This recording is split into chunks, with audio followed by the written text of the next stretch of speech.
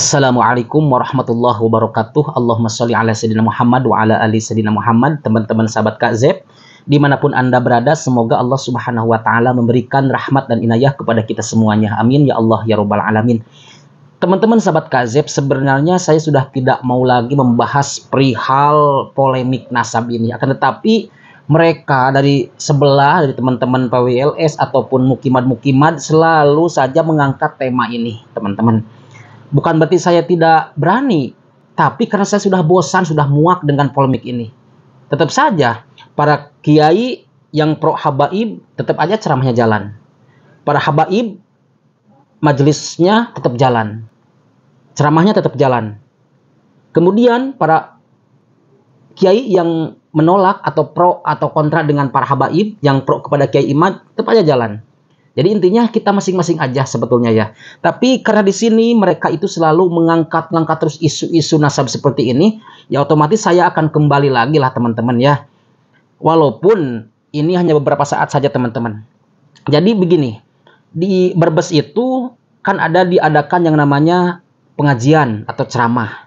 Nah, salah satu penceramahnya itu adalah dari habaib, dari klan Ba'alawi, namanya Habib Novel Al-Idrus.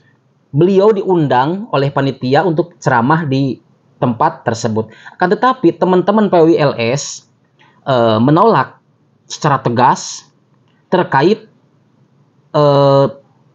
penceramah dari klan Ba'alawi. Jadi ditolak mentah-mentah.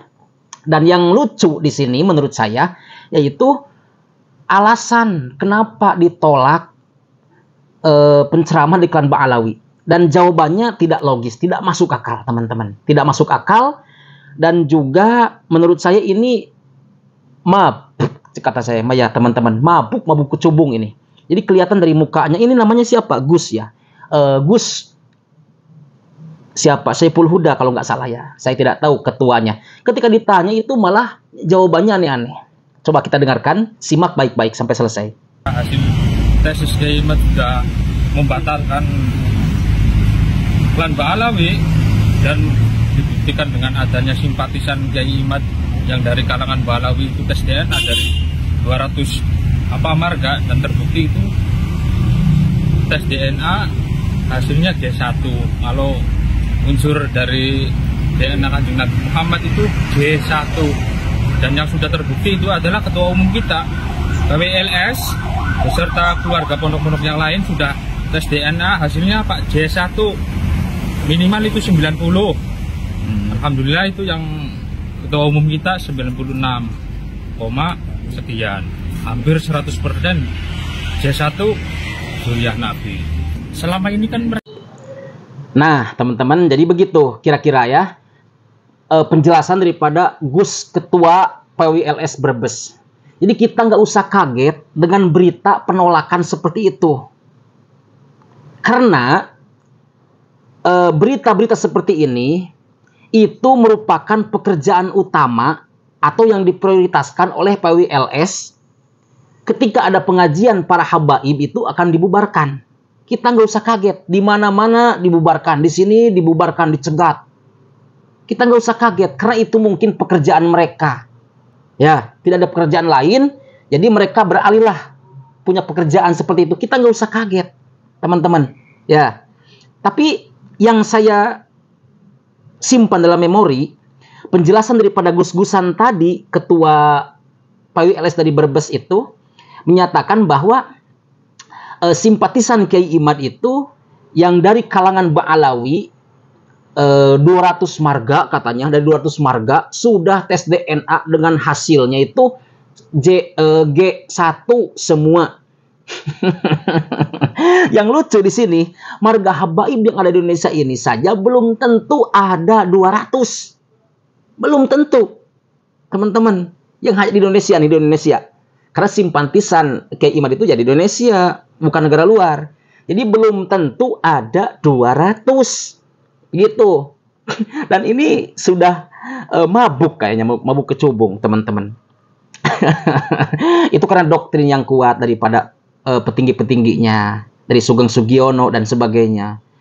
Kemudian yang lagi, ketua PWLS mungkin yang dimaksud itu Kiai Imad ataupun siapa namanya Gus Abbas.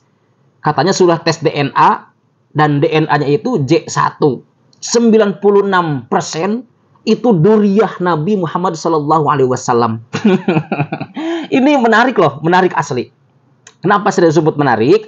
Karena selama ini ada beberapa daripada duriyah Wali Songo yang tes DNA dan hasilnya itu bukan J. Akan tetapi, teman-teman, seperti Ketua Naat Kiai Ilzamuddin itu haplogrupnya bukan J1.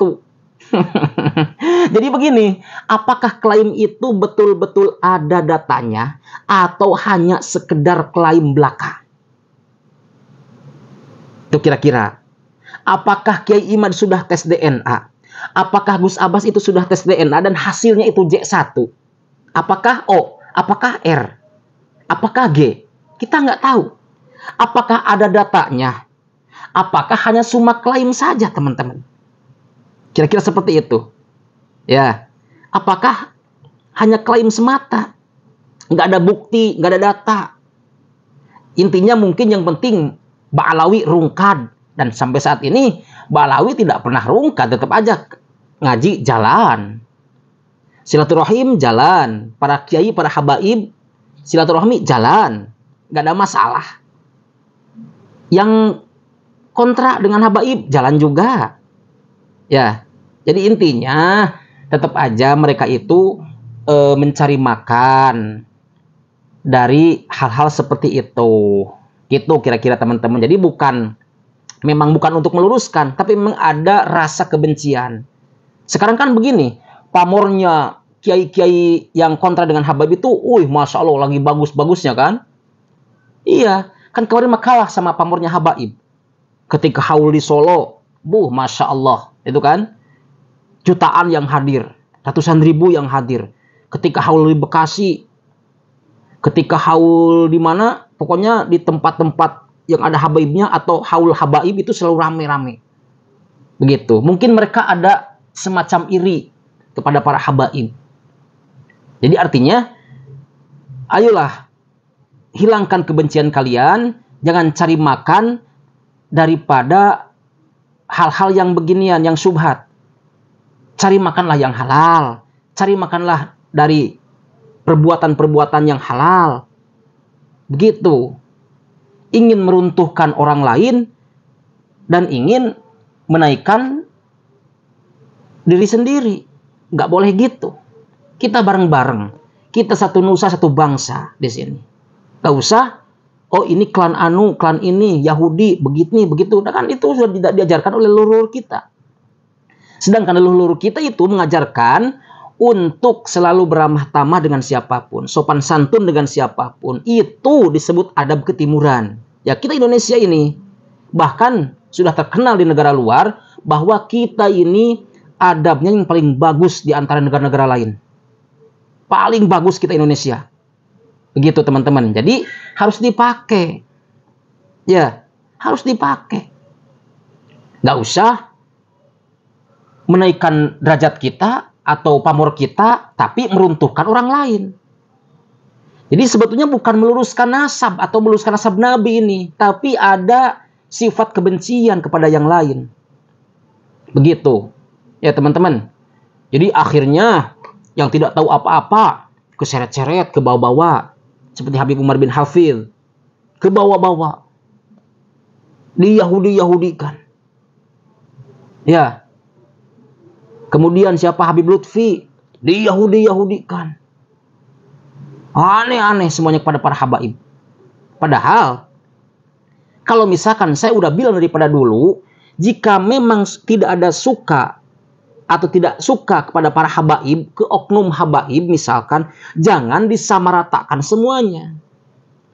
Saya sudah dengar daripada para ulama-ulama yang soleh, yang alim, bahkan Gus Dur pun mengakui bahwa habaib itu adalah duriyah Nabi. Abah Gus Kumpul juga mengakui bahwa habaib itu adalah duriyah Nabi. Kalau misalkan Anda tidak percaya, monggo silahkan. Kami tidak memaksa Anda untuk percaya kepada para habaib. Kami tidak memaksa Anda untuk mengikuti habaib. Enggak. Tapi satu, jangan ngajak orang lain untuk membenci habaib. Itu pesan dari saya. Jadi begitu kira-kira penjelasannya teman-teman ya. Kita kembali ke awal tadi bahwa si Gus-Gusan ini menolak Habib Novel Al-Idrus itu karena alasan yang tidak logis. Karena terdoktrin oleh omongan-omongan yang menyesatkan daripada Sugeng Sugiono dan kawan-kawannya. Itu kira-kira teman-teman ya. Dia sudah ngalor ngidul kalau seperti itu jawabannya. Ditanya alasannya, oh alasannya tadi seperti itu. Karena 200 marga ini sudah tes DNA dan semuanya G. Padahal di Indonesia marga habaib itu nggak nyampe 100 kayaknya. Atau nggak nyampe 200. Enggak kayaknya. Itu kan sudah bodoh itu. Kemudian yang kedua, ketua PWLS pusat, entah Kiai Imad ataupun siapa namanya Gus Abbas tadi, katanya sudah tes DNA dan hasilnya J1. Gitu. Apakah itu hanya klaim saja? Ataukah mengaku-ngaku saja? Kita kan nggak tahu. Coba dilihatkan datanya gitu loh. Gus Abbas datanya, DNA-nya, siapa namanya Kiai Imad datanya, DNA-nya dikeluarin gitu. Biar kita tahu, kita percaya. Asalkan satu, jangan dimanipulasi. Gitu. Ya teman-teman, semoga video ini bermanfaat. Barakallahu fikum. Wallahul muwaffiq ila aqwamit thoriq. Wassalamualaikum warahmatullahi wabarakatuh.